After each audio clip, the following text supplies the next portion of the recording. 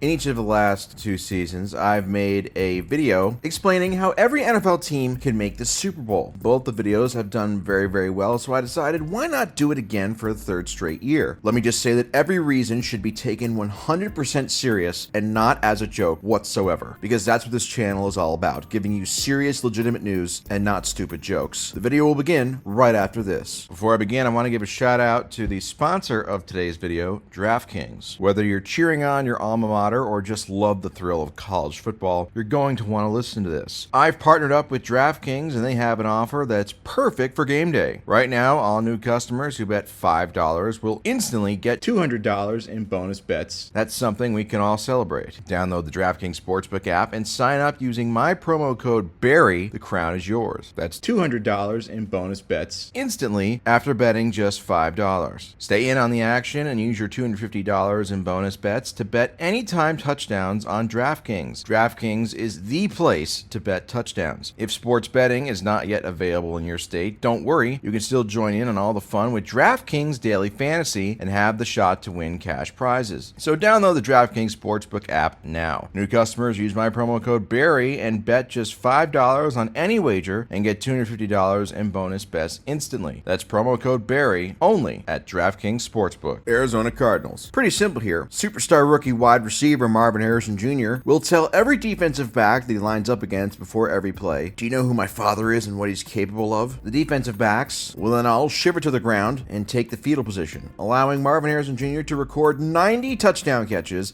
including 10 just in the Super Bowl, as the Cardinals go 20-0 to cap off the first perfect season since 1972. Atlanta Falcons. Kirk Cousins, who is the new starting franchise quarterback for the Falcons, at least supposedly, with Michael Penix Jr. in the wings, is famously one of the unluckiest quarterbacks ever. His unluckiness, combined with the Falcons' unluckiness as a franchise, means that their unluckiness will cancel each other out and actually make them unbelievably lucky to a certain extent that we haven't seen since Tom Brady was in the league. Cardinals ride this wave of luck to a Super Bowl championship, a game in which they overcome a 28-3 deficit of their own, atoning for their disaster class in 2016, mostly. Baltimore Ravens. Lamar Jackson becomes the first player in NFL history to wear a diaper during games. Because of his famous loose bowels, Jackson will now be able to focus entirely on the game instead of having to worry about crapping his pants mid-game. This will provide him the confidence that he and the rest of the team needs to finally get over the hump in the postseason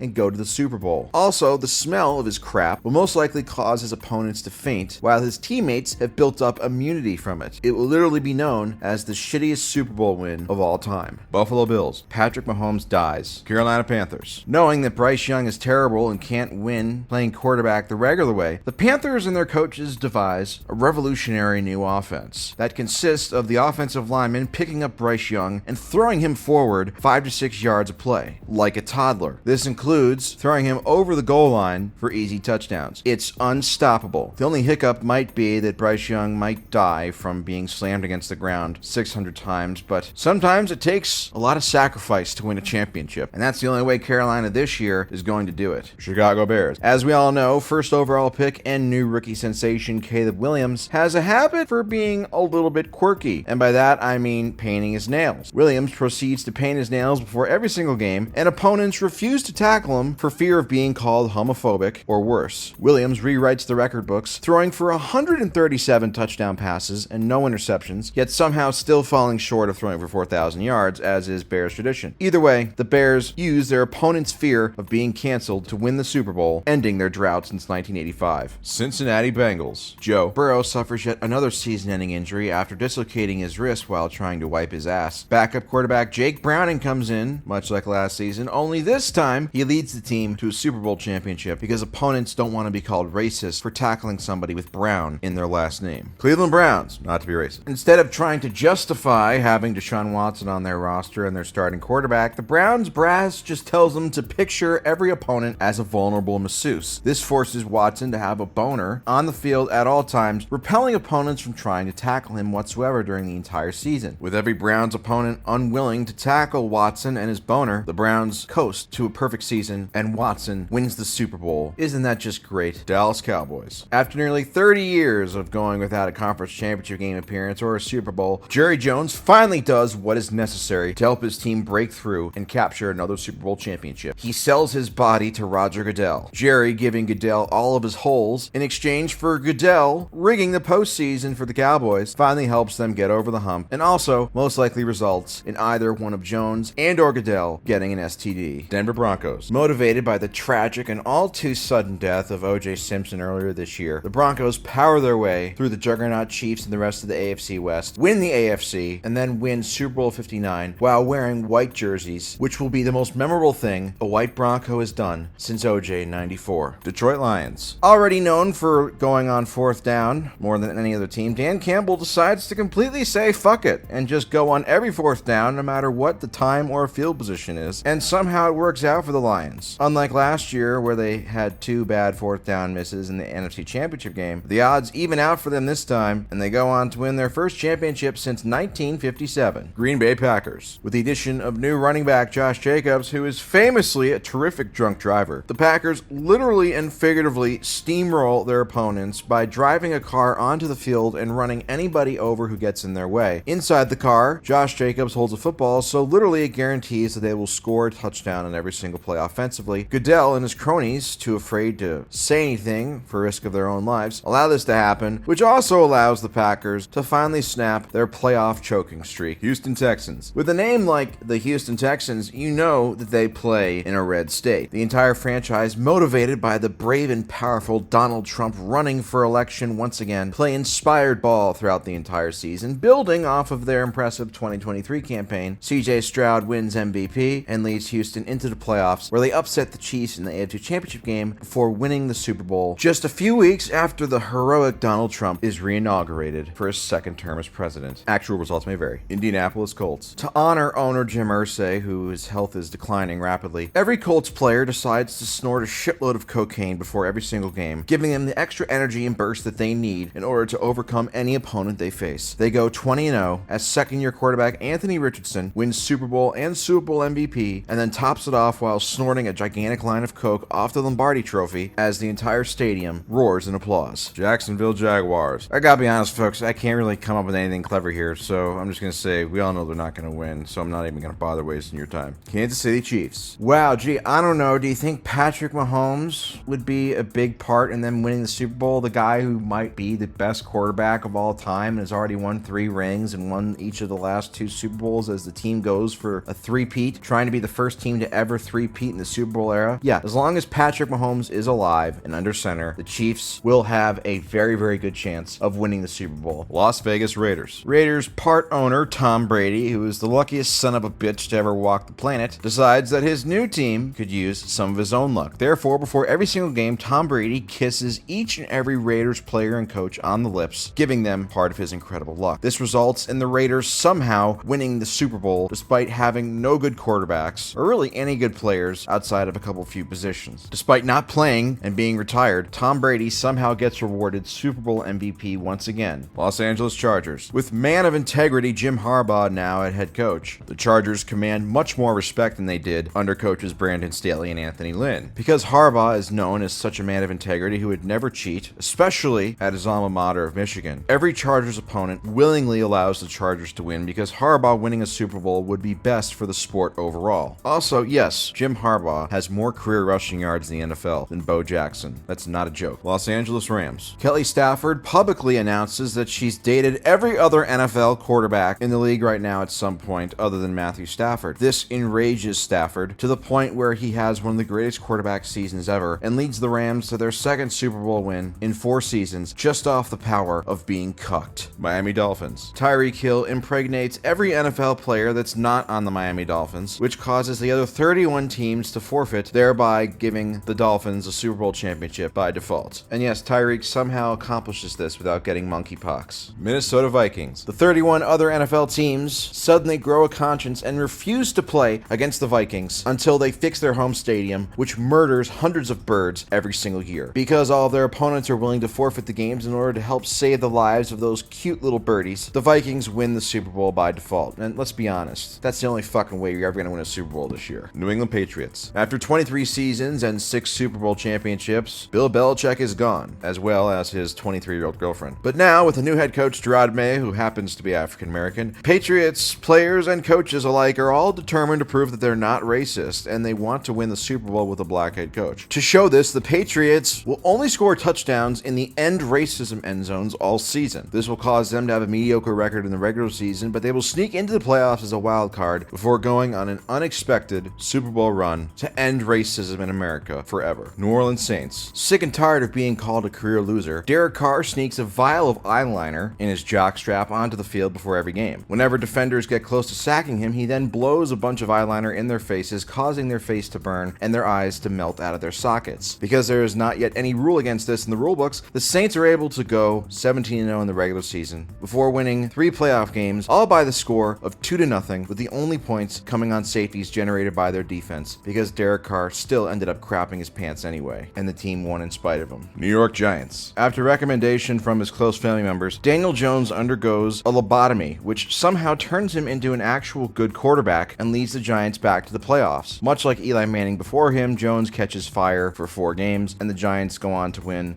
another fluke Super Bowl in Florida Marlins-esque fashion. New York Jets. Aaron Rodgers returns after a 4-snap season last year and comes up with a brilliant new plan. Every time a defender comes close to hitting him, Rodgers will ask them, "What do you think about the Israeli-Palestine conflict?" This will stun defenders, as they didn't expect to be asked that question in that situation. Rodgers wins his 5th MVP and his elusive 2nd Super Bowl championship, as the Jets win the Super Bowl by a score of 11-9, which is 9-11 backwards in fitting Aaron Rodgers fashion. Philadelphia Eagles. You know why we're gonna win the Super Bowl? Because we're the best fucking team in the league, that's why. If you don't like it, you can leave. Putting all my faith in Big Dom, baby. Let's go. Fly, Eagles, fly. Pittsburgh Steelers. If the Steelers are going to win the Super Bowl, it's going to be because their defense carries the corpse of Russell Wilson and/or Justin Fields on their backs to a level we haven't seen since Peyton Manning in the 2015 Broncos. And that's actually my serious analysis, because somehow the Steelers win 9 or 10 games every year despite playing the worst brand of football ever. They're a team, they fuck everything up. They're the fuck up team. They make every game boring as fuck, which in some sense you gotta give them some credit for that. But on the other hand, just terrible to watch. I hope they lose every game. San Francisco 49ers. Patrick Mahomes abruptly retires so he can run for president, which means that the quarterback that's defeated the 49ers in the last 2 Super Bowl appearances over the last 5 seasons is now out of the way, and the Niners are finally able to win a Super Bowl in a season where they have the best team in the league for the first time since 1994. Seattle Seahawks. With a talented nucleus offensively, the Seahawks organization decides to bring back all the Legion of Boom members out of retirement and injects them with ungodly amounts of testosterone and HGH. The Seahawks then go on to be one of the best teams in the league and win the Super Bowl, at which time all of the ex-Legion of Boom members' bodies completely disintegrate from the amount of PEDs that they did at the Lombardi Trophy ceremony. Was it worth it? I'd say yes. Championships are forever. Tampa Bay Buccaneers. Despite being part owner of the Raiders, Tom Brady has a soft spot for his former team in Tampa, and he decides to text every Buccaneers player before every game that they're going to win, inspiring them to go beyond their wildest dreams. This causes the Buccaneers to overachieve relative to everybody's expectations, and they're able to win a Super Bowl with Baker Mayfield as quarterback, which will be the 3rd most impressive accomplishment the franchise has ever had, behind winning the Super Bowls with Tom Brady and Brad Johnson at quarterback. Tennessee Titans. Encouraged by his leaked sex tape over the offseason, Will Levis decides to have sex with his girlfriend on the field every game, distracting opponents and allowing the Titans to score a touchdown on every single play from scrimmage in the entire season. However, in order for this plan to work, Will Levis must shake his reputation as a 2-pump chump and get some more stamina. Washington Commanders. Partial team owner Magic Johnson sneaks into the hotel room of every opposing starting quarterback during the season and drops a platelet of his blood into their mouths for every single game, giving them HIV. Some may say this is dirty pool, but not me. Going without having to face any starting quarterbacks all season, Washington sleepwalks to their first Super Bowl win since 1991. But was that too offensive for you? Was it not offensive enough? You think now because I have sponsors that I'm suddenly going to be cucked? Well, I'll tell you what, I'm still the same Barry motherfucker, and I don't sell out for anybody. At least, you know, if you offered me $1 billion, I might say, okay, well, that's a lot of money. So, but other than that, no, I don't sell out for anybody.